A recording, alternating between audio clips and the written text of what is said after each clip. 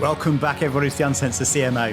Anyone that's watching will see I'm holed up in a sling right now. Unfortunately, I had a little bit of a bump with a car on Boxing Day that's left a few of my ribs rather worse for wear and a collarbone slightly out of place. Now, one of my all-time favourite accounts to follow is Ad Contrarian, which is Bob Hoffman. He has written some amazing books, and he is not short of an opinion. Now, when I set up Uncensored CMO, I wanted to get people like Bob to talk about what's really going on in our industry and uncover the good, the bad, and the ugly. Now, Bob has written a brilliant book that's out recently called Ad Scam, revealing some of the truths about the kind of digital industry and some of the things that are going on that we should really, really pay attention to. I think what he's talking about is a conversation that we're not having in marketing that we really do need to have. The statistics are shocking, and the way Bob connects what we invest and spend in advertising online versus some of the divisions in society is quite stark and something that should really worry all of us. So I was very keen to get Bob on the Uncensored CMO to talk to him about what's going on in the industry right now and what should we really care about, and maybe what are some of the answers that we can come up with to try and fix what is quite a shocking reality. So this is a brilliant conversation. He is an absolute legend, a genuine legend, Mr. Bob Hoffman. And here's my conversation with him.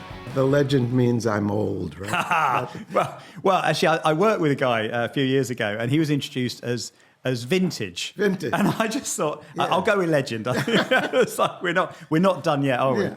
But talking of not being done yet, I love your newsletter. Been enjoying it for a long time now. But you announced recently you're going to draw that to an end. Talk to me about why now, and what are the feelings behind that? I'm losing interest in the advertising business. It used to be a fascinating business, and to some degree, I guess it still is. But and I don't know if it's becoming less fascinating or if I'm becoming less fascinating. But it's just not quite as interesting to me as it once was. And spending the better part of a week writing about it is not as intriguing as it once was. You know, the advertising business is so fascinating because, people think it's about marketing. It's not. It's about people. It's about understanding people, not understanding markets. And people who are good at advertising are good at understanding people. The problem these days for me is that it has lost its romance. Advertising used to have a certain kind of romance, even though it was a silly business, and we inside the magic circle of marketing and advertising take it very seriously. Outside our magic circle, to the general public, advertising is seen as pretty ridiculous and silly, and but always had kind of a romantic aspect to it. And I just to me at least, it's lost that, or lost a substantial part of that. And so I'm going to devote my time. I'm still going to write and talk about advertising, but not to the extent that I once did. Yeah. And have you got a book lined up? I think you said you got something. Anything you can reveal, or what's next for you? My next book is going to be an audiobook. It's called The Simple Art of Advertising, or How to Stop Complicating the Shit Out of Everything.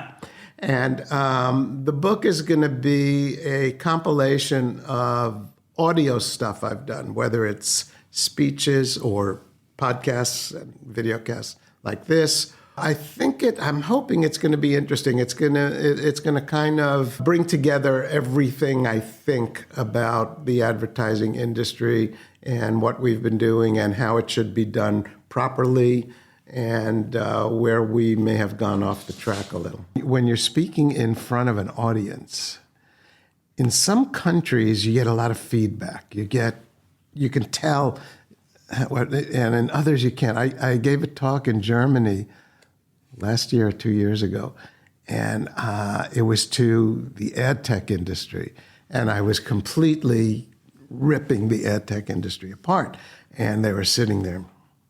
And I thought, God, I'm never going to do this again. I'm done with speaking. I can't do.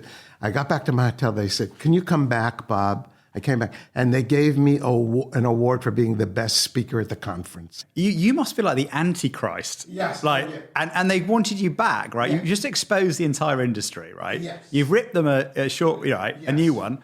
And they want you back. And they gave me an award for being the best speaker. No way. And I thought they were going to storm the stage and rip me apart. Now so that. you just don't know. Sometimes you know, but sometimes you just don't. There are certain countries where people just sit there and... Yeah. You're right. It's a bit like podcasts, actually. I find with this, sometimes I'm going, damn it, I didn't say this. I didn't respond to that. I could have gone to this angle. And then sometimes the more you analyze it, the worse it feels. But actually, when you read it back, it's, look it back, it's fine. I know that.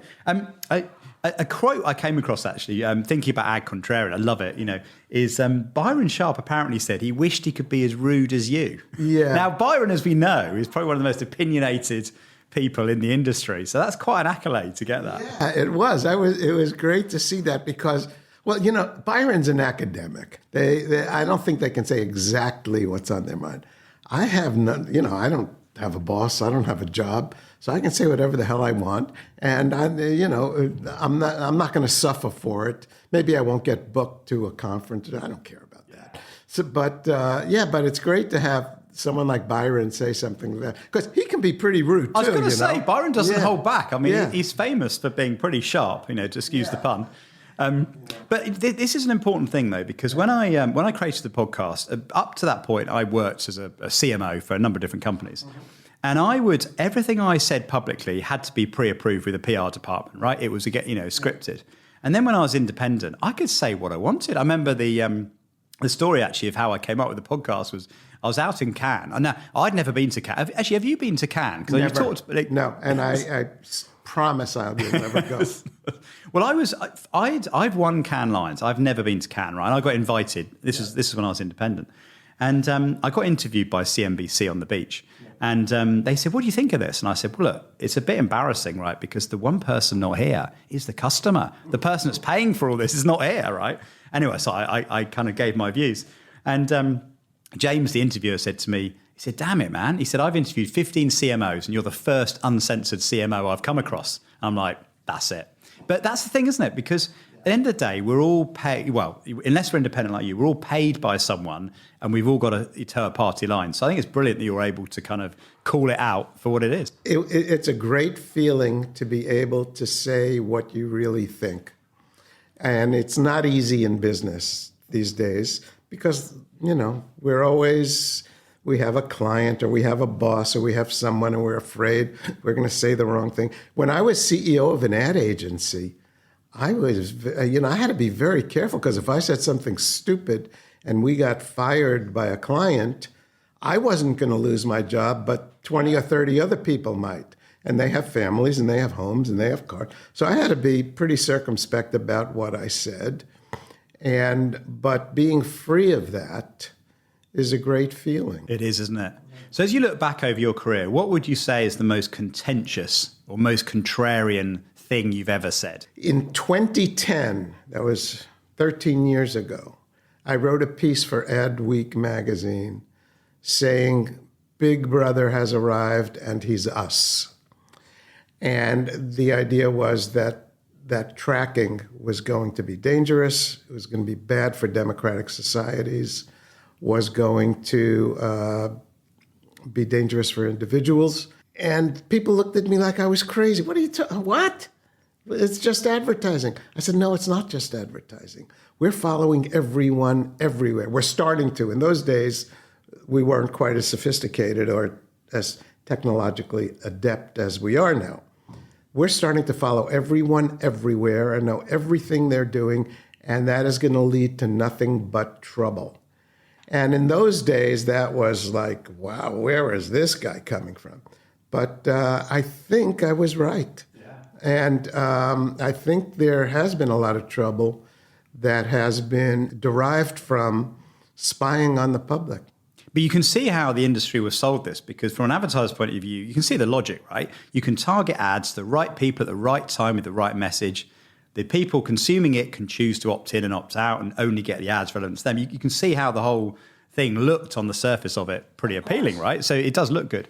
But in your book, Ad Scam, you've got some pretty incredible data on the amount of personal information that is available to big tech about what we do every single day, which, sort of blew me away. Talk to me a little bit about some of the data, that's being used. The scariest one is that a report that was done in Europe that by the time a child is 13 years old, the ad tech industry has 72 million data points on that child. That is unconscionable. It's going to lead to nothing but trouble. It has led to nothing but trouble. And it is bizarre. It's something from another world. It's not from our world. The sad part is that the advertising and marketing industry doesn't seem to be too worried about it. Well, this is something I want to ask you about, because you said something about how it's driving a wedge in society. Now, I think if you talk to pretty much anyone about society right now, we've never felt more divided. There's never been more negative news. It's never felt more uncomfortable, like I suppose, where society is at the moment. And I've never thought about advertising industry as being part of the problem, right? But actually, in your book, you're pretty clear that actually we're complicit in where society is going. We're funding this whole thing. Yes. And that was something that, even having worked in the industry 25 years, and I've spent hundreds of millions of pounds on advertising, I've never thought of myself as complicit in the problem. But you make that case pretty strongly, don't you? Yeah, advertising. Inside our little world, advertising and marketing, we take this stuff very seriously. Outside of our little world, the advertising industry is looked at as kind of ridiculous and silly. But and for a long time, maybe it was ridiculous and silly, but it's not anymore. Now it's become dangerous, and that's because of tracking and because of what tracking has done. A study by Facebook executives in 2018 found that 64%, virtually 2/3 of people who joined extremist groups on Facebook did so because they were led there by the Facebook algorithm. And where does the Facebook algorithm get its information? From tracking us. So the effects of tracking aren't really so bad on advertising. They're bad on advertising, but they're worse on the side effects, on what happens with that data, how that data is used for other purposes. And so Facebook has all this information. Your Facebook page looks completely different from mine. Why? Because the algorithm that describes you is completely different from the algorithm that describes me. And they know how to keep us in the corral. And they want to keep us in the corral because the longer we're there, the more money they make by selling us to advertisers. And they feed us incrementally more lurid notions of our own beliefs. That's how they keep us in the corral. And this leads us into rabbit holes, and the rabbit holes introduce us to extremists, and then you have 2/3 of people who wind up in extremist groups are led there by the algorithms. Very dangerous. I don't know how it is here in the UK. In the US, it's impossible. You used to be able to have a conversation. If you were a liberal or a conservative, you could have a conversation with someone of the other party. If they were people of goodwill, you could have a reasonable conversation. You can't anymore. Now it's a screaming match and an argument, and it has been fed to a great extent by the data that is being collected by the advertising industry and used online to feed us stuff that keeps us, quote, engaged. I mean, you talk about the US. In the UK, actually, we had a tragic story fairly recently. A young girl actually committed suicide. And I think live on TV, they set up I don't know if it's an Instagram or Facebook account, but they set up an account and replicated some of the questions she was asking about in terms of self-harm. And they realized how quickly it took them to videos showing how you might commit suicide. I mean, it was insane. Within a few minutes on TV, they could show you the journey from an innocent girl asking a question to seeing some pretty awful content. So scary stuff. So I want to be clear on one thing. The problem is not advertising. The problem is tracking. The problem is spying. Advertising is necessary for the free web as we currently understand it. Everything we like about the web the entertainment, the information, the communication is funded by advertising. I mean, it costs a lot of money to run a website, and it costs a lot of money to run a platform, and they have to make that money somewhere, and advertising is where that money comes from. So advertising is necessary, but tracking is not. We did advertising for decades without tracking, without following people. We did it very successfully. We did it very profitably. And there's really no reason why we have to spy on the public to be successful advertisers. Now, the ad tech industry has sold regulators on the idea that tracking is necessary to their business model. That if they can't do tracking, their business model falls apart. And if you think about all that is another way of saying that online advertising is such a weak force that the only way it can be successful is through spying on the public. That tells you everything you need to know. It does. Well, apart from anything else, apart from the moral point you just made, it also leads to pretty rubbish advertising, doesn't it? Right? I mean, when you know everyone's going to, I learned my craft 20, 30 years ago, but when I was growing up doing my first campaigns, you'd get everyone around the TV at 6:30 in the evening to see your ad, in Coronation Street, or I used to plan a day out to go and photograph all my out of home billboards, and I used to get a list of where they were. You kind of knew where they were, and people would talk about them. And there's something about everyone else seeing what you're doing and all that kind of thing. But the interesting thing about traditional advertising is, although you haven't necessarily got the data on exactly who's seen it, the evidence is all out there, right? You walk past it, you see it on TV. But with digital, you just, although you might have the data on precisely the demographic that's seen it, you just don't have the evidence that people have actually seen it. I mean, it's quite different, isn't it? It's very different. And one of the great misconceptions of the current era of advertising is the idea of one-to-one personalized, perfectly targeted advertising. That's not how advertising works. One-to-one personalized advertising is private advertising. You don't know what I'm seeing. I don't know what you're seeing. Advertising works best when it's public advertising. When I know what you're seeing, you know what I see. Advertising, the basis of advertising, if you cut away all the bullshit, what it's about is creating fame for a brand.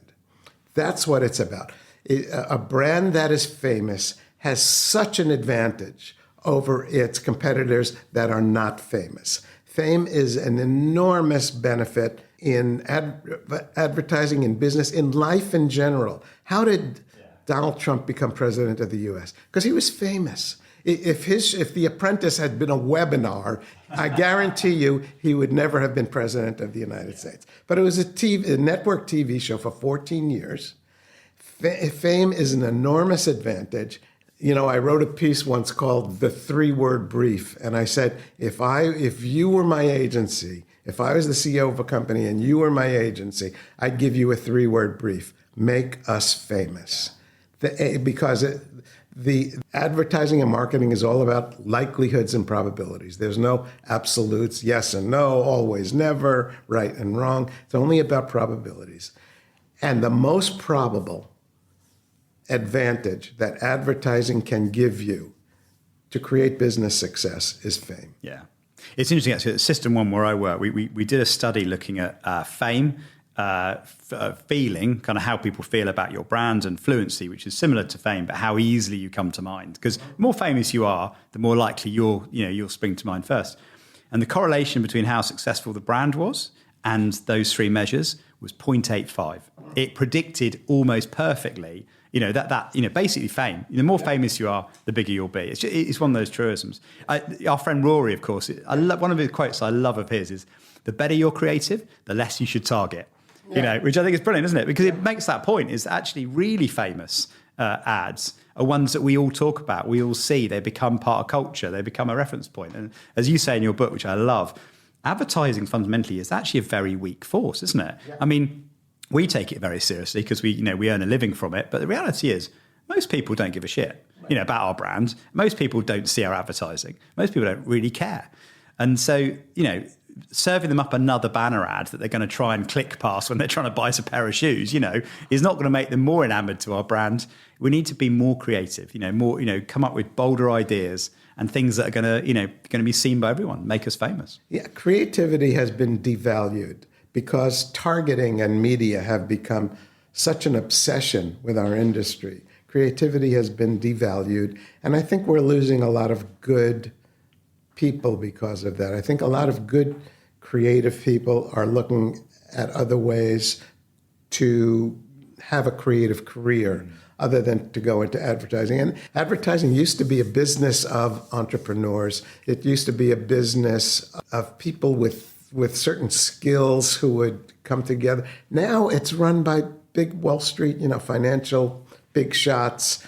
It's almost like the wrong people are running the business. It's not being run by advertising people anymore. It's being run by financial people. And maybe that's good for shareholders, and maybe it's good for, I don't know, but it's not good for the clients, and it's not good for the industry. I think the problem here is people want predictability and certainty, don't they? And that's moving us towards technology. I mean, one of the questions I wanted to ask you was, with the emergence of AI and ChatGPT as an example of that, is that going to further push creativity and human ingenuity and ideas away outside of the business and marketing? So I guess, look, up to now we've kind of got, okay, the machines can control the media buy, but now the machines are controlling the media message as well. I mean, that's pretty scary. That kind of takes us even further away from the art of advertising. The machines haven't controlled the media part very well. I mean, we know how much fraud there is. We know how the machines are easily fooled. The machines controlling the creative part, they will be able to control the mediocre creative. They will be able to create mediocre content as well as human beings can create mediocre content. But until I see something special, then I'll start to believe that it's healthy and good.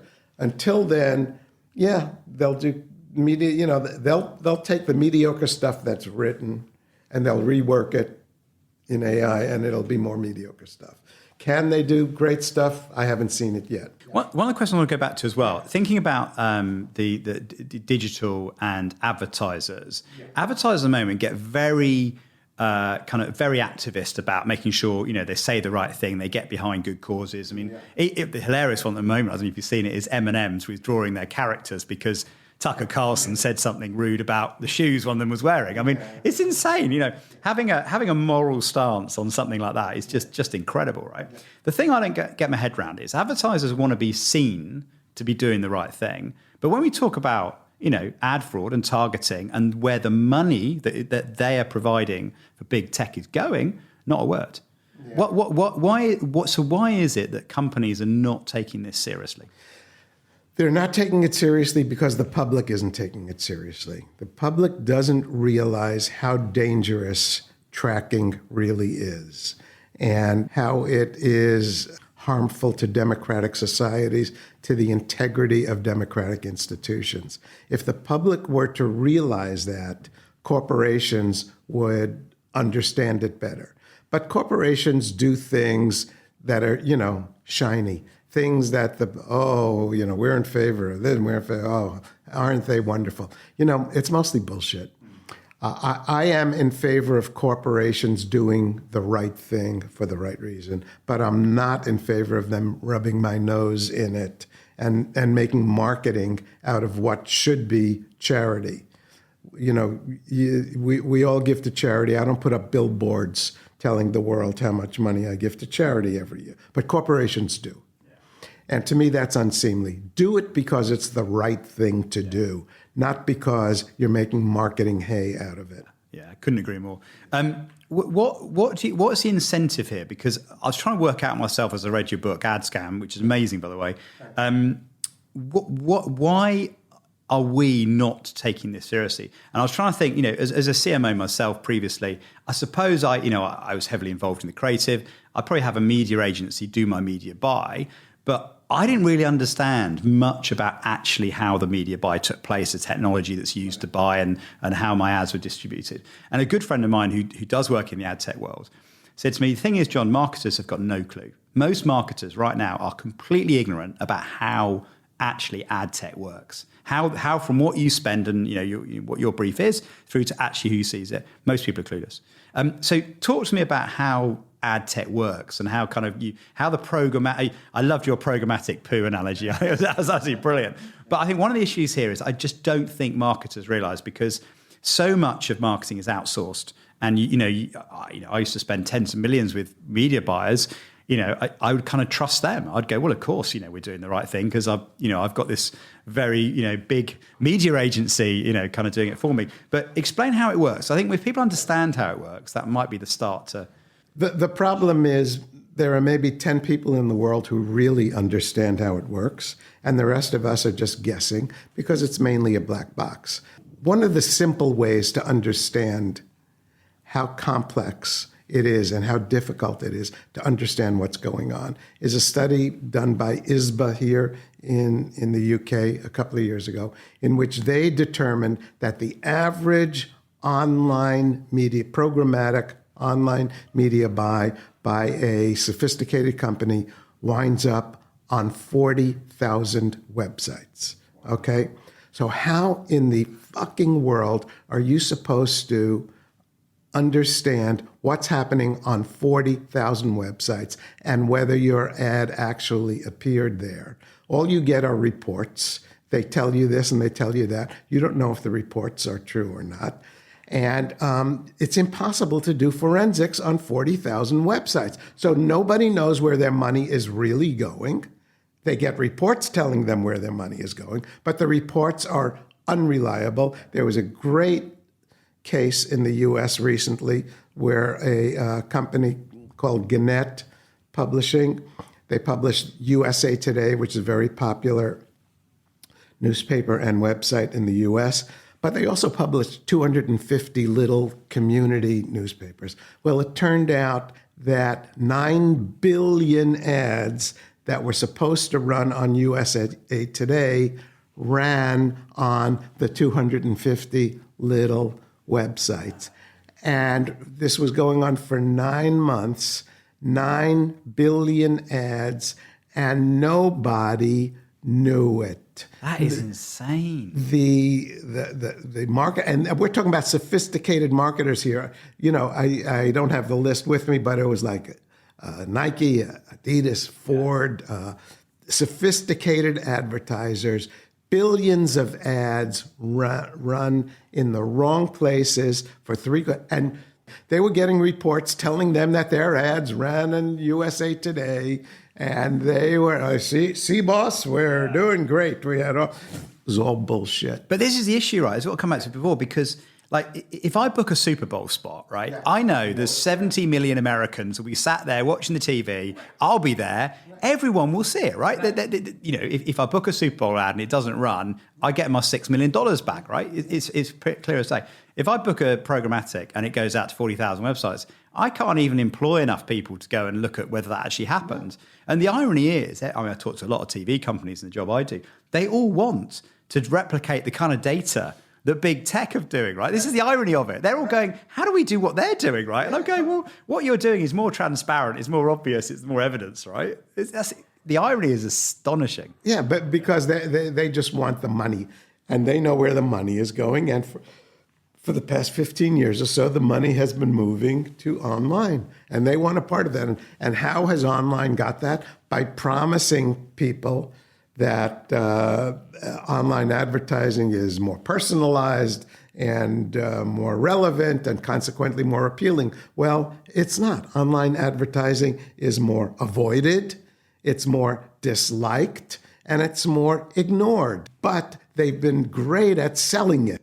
Okay, well, let's get into this because you have some pretty incredible stats in your book here. What's the difference between ad impressions and actual views? Because I think that's quite shocking when you look at what you bought versus what actually you got. I'm not a media guy, I'm a copywriter, but ad impressions are the number of people who are capable of seeing your ad, because presumably the ad was served to them. Now, we know without question that a lot of the people are not people, they're bots, and a lot of the websites the ads are being sent to are not websites, they're bots. But even assuming they are. The fact that the ads are capable of being seen doesn't mean they're being seen. As a matter of fact, Lumen research here, I think, has some research that shows that online display ads are only 9% of people even spend 1 second looking at an online display ad, which is different from, say, attention, where we're measuring what people are actually doing, not what is potential to be done. And I think the industry is moving that way. I think that's healthy. But, there's still a long way to go. I mean, you're right on attention, actually. I mean, we did at System 1, we did some work with Lumen, and it was absolutely fascinating because the delta between the number of minutes of attention actually achieved, if you take TV, let's say TV, the most attention-rich media, through to in-feed being the least attention-rich, the difference was about 8 to 10 times the amount of attention actually achieved per impression. Yeah. I mean, that's an incredible difference. I mean, if you were buying media based on attention, not based on impressions, the value you'd pay would be like completely different. The other thing that's really fascinating as well, we'll get to this in a second about the creative, the difference in the creative quality as well. So we go back to our broad, brand building versus the personalization. The broad brand building kind of work got 3 times the attention, right? So you add that together, there's this compound effect of high attention media plus high, brand content, huge attention difference compared to, more direct marketing on low attention platforms. Yeah. The difference was just astonishing. And advertising that achieves no attention is completely worthless. What's the point of running ads that nobody sees?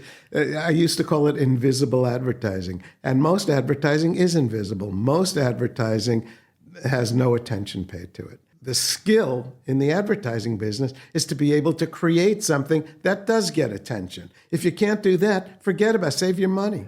Yeah, that's got to be the first bit of the brief, right? Yeah. How am I going to get attention? Yeah. Then we can talk, right? Right, exactly. That's kind of table stakes. Yeah. It's funny, I did a post on LinkedIn the other day, which was like 10 things your gran could have told you about advertising, and it's crazy because like if we stop being marketers for 5 minutes and think, how do we consume advertising, right? Do I skip past most ads in my social media feed? Of course I do, right? Do I ignore most posters? Of course I do, right?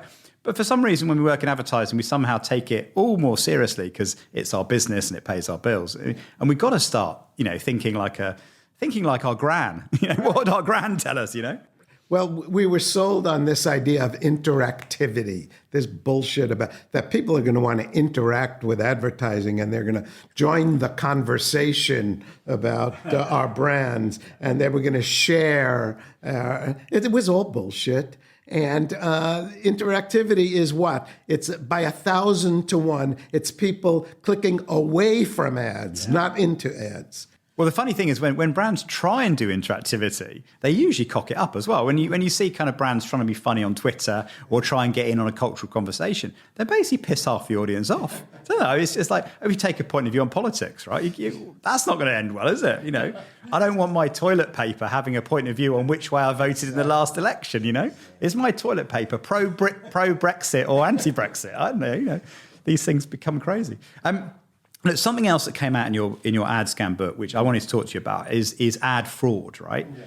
Give me the data, because the data is pretty scary. And if this was happening in any other environment, on any other stage, on any other in the world, this would be headline news. Yes. And it's not. So firstly, how bad is ad fraud? And secondly, why do you think this is not major news? Ad fraud is very bad, probably. Nobody knows for sure. Sadly, there's no international registry of fraud where bad guys go and tell us how much they're stealing. But reputable researchers believe that ad fraud is probably about 20% of all online advertising spend, which would be in the neighborhood of $70 to $80 billion a year. Which, if true, then ad fraud is a bigger business than Coca-Cola or Nike. So, if you want to go through the numbers, Advertising Age magazine used 20% as a number. There's a company called Juniper Research that's at 68. billion a year is being stolen. The Association of National Advertisers in the U.S. said it was 80 billion, and at one point they said it was 120 billion, and then they took it all back because they didn't want to be seen as, they're afraid, is essentially, they're afraid of those numbers. And the World Federation of Advertisers says that by 2025, ad fraud could be the second largest source of criminal income in the world after drug trafficking. So it is probably a huge problem. And it's a huge problem for a number of reasons. Number one is it's stealing a lot of money from marketers. And number two, it's probably funding, that money that's being stolen is probably funding some very bad things. It would not be unthinkable that all those billions of dollars are funding criminal activities, funding drug creation all over the world. And it's not unthinkable that all that money is also being used by governments who are antagonistic to democratic values and are plugging that money into harming democratic institutions and democratic governments. I mean, in the United States, nobody trusts elections anymore. It's not a coincidence that Russia in 2016 was running ads all over Facebook, disguised as other organizations, undermining belief in the institutions of government. So it's a very dangerous thing, and the marketing industry doesn't want to talk about it or hear about it. Everyone's making money from online advertising, at least has been until recent recessionary things. And nobody wants to kill the golden goose, and nobody wants to, it's in nobody's interest. You'd think that marketers who are losing all this money, it would be in their interest to make this a big deal, to expose it and to chase after it. But think about being a CMO. You've been telling your board and your CEO for years, what magic, online advertising. All of a sudden you're going to go in there and say, I was only kidding. Actually, we're getting fucked blind by fraud. No, you don't want to do that. And if you're the CEO of a company and you're spending hundreds of millions of dollars on online advertising, your company is every year. Do you want to tell the board that you're pissing away tens of millions of dollars every year? No, you don't want to. But the thing is that, as you know, in your book, that there's other cases where advertisers have stopped paid search or they've stopped programmatic, and then do you know what? Nothing happens, right? And we're not talking small experiments. We're talking big brands turning off entire countries worth of programmatic or search. And so the evidence appears to be there. And your book, of course, has got lots of evidence. So why is no one listening? I don't know. Why has nobody listened to me for my whole life? I don't know. Come on, Bob. Yeah, talk to my wife. This is the moment, right? My wife can tell you why nobody listens. CMO. This is it. We're going to do it. Yeah, it's a mystery to me. It's absolute mystery. I guess one of the things is that for so long, advertising was seen as airy-fairy. We didn't have facts. All we had was opinions. And this is a good ad. Well, how do I know this is a good ad? Because I said so, and I'm an advertising genius. So clients had to listen to this bullshit for years. And all of a sudden, along comes technology. And technology promises we're going to actually know who's looking at the ads and what this is and what that is. And wow, we bought this lock, stock. Finally, there's some science. Well, it turns out the science is largely bullshit. And it turns out the science isn't describing what we need to know. And all our KPIs we're probably studying the wrong things. For example, our cost per thousands, our CPMs. In the non-digital world, if you have low CPMs, you're probably doing good. You're buying things for less. In the digital world, if you have low CPMs, you're probably doing shit. You're buying bots. You're going to websites that don't exist. You're getting the cheapest crap. Why is it? Because it's worthless. There's no people there. It's all a con game. So the metrics, which were supposed to help us so much, actually, what we think we know now is probably worse than what we used to know before all these metrics. I think you've hit the nail on the head there. That's exactly the thing, because having grown up in my marketing career through the age of, where we've all gone digital, that was what we were sold. We were sold targeting, personalization. We were sold data. You'd know where everyone is, what they're doing, the demographics. You'd know, how many people have clicked on it, how many respond. You might even know whether the brand impression's gone up or whether people feel better about your brand because they've seen it on the website, sort of thing. And that's what we've been sold, right? Yes. So everyone is, and therefore digital is seen as modern compared to traditional, is seen as out of date and not as good, right? And yet, like you say, suddenly we bought a fake Rembrandt.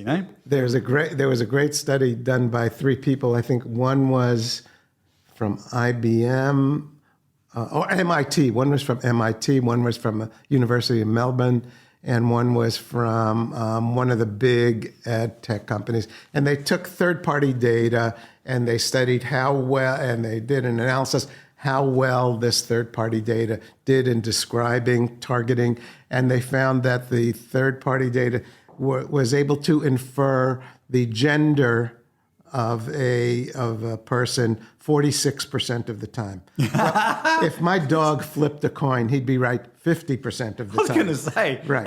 That's worse than average. It's unbelievable.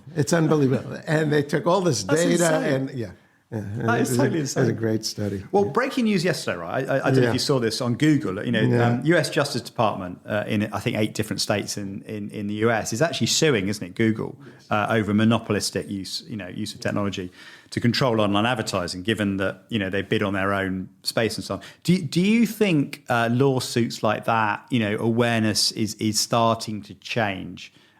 Because I guess where I got to with your book is I read it. It's very challenging, and you kind of you feel a bit of complicity, as an advertiser in this whole thing. But you quickly go to, well, what can I do as one advertiser, right? Yeah. And isn't there a need for government who oversee regulation to step in? Isn't that what we really need? Something a bit more legislative. Yeah, it would be lovely if the marketing and advertising industry were responsible enough to handle their own dirty laundry, but we have proven not to be. And consequently, I think it is time for governmental intervention. Now, I'm not one of these people who thinks government should control everything. But in this particular case, I think we've shown ourselves to be incapable, immature, and someone needs to step in and control this because it's gotten too dangerous. The ad tech companies have become more powerful than governments in certain cases and in certain ways. And that's not healthy. And, we've seen what happens, government agencies fine. Every week there's a new fine against Facebook or Google or Apple so what happens? They pay their fines and then they go back to business as usual. And how long can we allow this to happen? I don't think for very long. I wanted to move, try and end on a high, right? Because we've properly torn the industry apart here, haven't we? So, you know what? Every podcast, every interview I do, they want to end on a high note. I know, exactly. And they got the wrong guy for ending exactly. So look, we've served up the bad news here. And look, Bob, you've said that you've been talking about this for a long time. You've written a lot of books about it. You've been on a lot of stages. You've done a lot of talks. You've been on a lot of podcasts and that sort of thing. And you've been banging the drum, right? What would your advice be to marketers today? What should we be doing? So if you were managing Nike or you're managing a big brand, big global brand, you're the CMO, right? Yeah. What would you? I guess 2 questions. What would you do to help address this? But also, what would you do as a marketer, to market successfully today? To help address this, I guess there are 3 things I would do. Number 1 is re-emphasize creativity in advertising and marketing. Number 2 is to get out of the fantasy world that we're living in which we think consumers are like us and they see the world the way we see the world. And number 3, and probably the most important, both for the marketing industry and for our society, is to stop tracking people.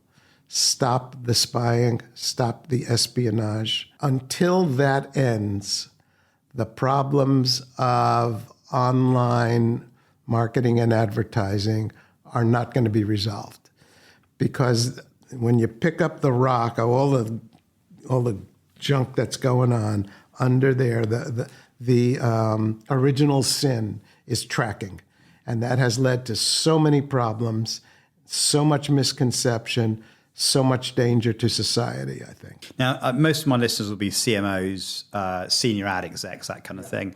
Now, obviously, we can't physically stop the tracking, but what would you suggest we do? Kind of put pressure when we do media? I mean, I suppose we control the purse strings, right? Because 80%, I think, of Facebook revenue doesn't come from people, paying monthly subscriptions. It comes from advertisers, right? 98%. Oh, is it 98%? Yeah. That's why it's free. So we enjoy this free service and we think it's lovely. Yeah. It's not, it's not being given to us out of generosity of some big company. Yeah. It's given to us we're doing a trade with the devil, effectively, aren't we? We're kind of agreeing to take something for free in return for advertising. So we are complicit and we are funding it. But what pressure can we bring? Is it a case of kind of making more conditions with our ad buy? So, right before we spend all the money, kind of putting pressure on big tech here? Or how can we do this? Or do we need to collaborate as an industry, maybe to move together on it? I think if the marketing industry and the individuals in charge of the marketing industry would take a step back and see what troubles we're creating and get together and say, how can we end this? There needs to be, because if they don't, the government's going to do it. And the things that the government are going to do, as things governments usually do, are going to be wacky and destructive and harmful to business, when all we really need to do as an industry is remember that it's not advertising that's the problem. It's the spying that's the problem. For decades, we have been capable of targeting brilliantly, creating brilliant, successful brands, making lots of money as an industry without spying on individuals. And we need to find a way for ad tech. Ad tech is not going to go away, but we need to find a way for ad tech to be able to progress without the spying. If I was the head of the marketing gurus of the world organization, I'd sit down with the 10 smartest marketing people and say, how can we do ad tech without doing spying? There's got to be a way. I don't know. I'm not smart enough. But those guys are, those women are. They should sit down and try and figure that out. That would solve so many of the problems that we have talked about today. That's brilliant, Bob. And then lastly, so if you're a marketer starting out today, kind of forging your career, what would you be doing knowing all this in terms of, being an effective marketer? Being an effective marketer is about where we started, understanding human beings. How do human beings work? Forget about how marketing works. Think about how human beings work. And if you understand how human beings work and you sit in a pub and watch people watch a game on television, what ads are they paying attention to? What ads are they chatting to their friends? Being an observer is such an important part of being a marketer. I think marketers are learning the wrong things in school. I think they're learning the wrong things in marketing courses. Now, advertising is only a small part of marketing. So let me edit what I just said. And I think marketers are learning the wrong things about advertising. Yeah. Marketers are not good at advertising for the very simple reason. What works in marketing doesn't work in advertising. Marketing is about logic, is about thinking logically, solving problems, cause and effect. If I do A, B will occur. And consequently, and for good reason, marketers are taught to think that way. Unfortunately, advertising doesn't work that way. Advertising doesn't work as a court case. My brand has this, this, and this, and that brand has that, that, and that. Therefore, my brand is better. That's how you advertise, and that's how you win. No, it doesn't work that way. And so marketers have to learn a whole new way of thinking about advertising to be good at it. Yeah, spot on. It's funny. I trademarked this little thing called the marketing bottom. I called it. It's like an inverse bell curve. Imagine a bell curve on its bottom, And you start with how much you know about marketing, right? And versus the average person in the high street, versus your gran or whatever. And basically, I think what happens is most people go backwards. They go down before they go up because you start to look at the data, from big tech. You start to believe all this, all the hype. And I think most people, and actually, I really believe in what you said there, is that we need to start thinking like the average person. We need to remember what we're like when we consume media or we buy brands, and get out there and meet consumers and understand, that's actually how real people work, and you're right about the education. We need to get back to the fundamentals of marketing and remind people actually why people buy. There's a blues song called Feelin' Good. And this blues song was written by a guy named J.B. Lenore. Says more about marketing than all the marketing classes you're going to read, the books you're going to read ever. And the lyrics go like this: feeling good, all the money in the world spent on feeling good. That's why people spend money. That's why people buy things. They think they're going to make them feel good. And they're going to buy the brand that they think is going to make them. Why do I buy this peanut butter versus that? I don't know. Somehow about this feels good. It makes me feel good. Why do I buy this car versus that car?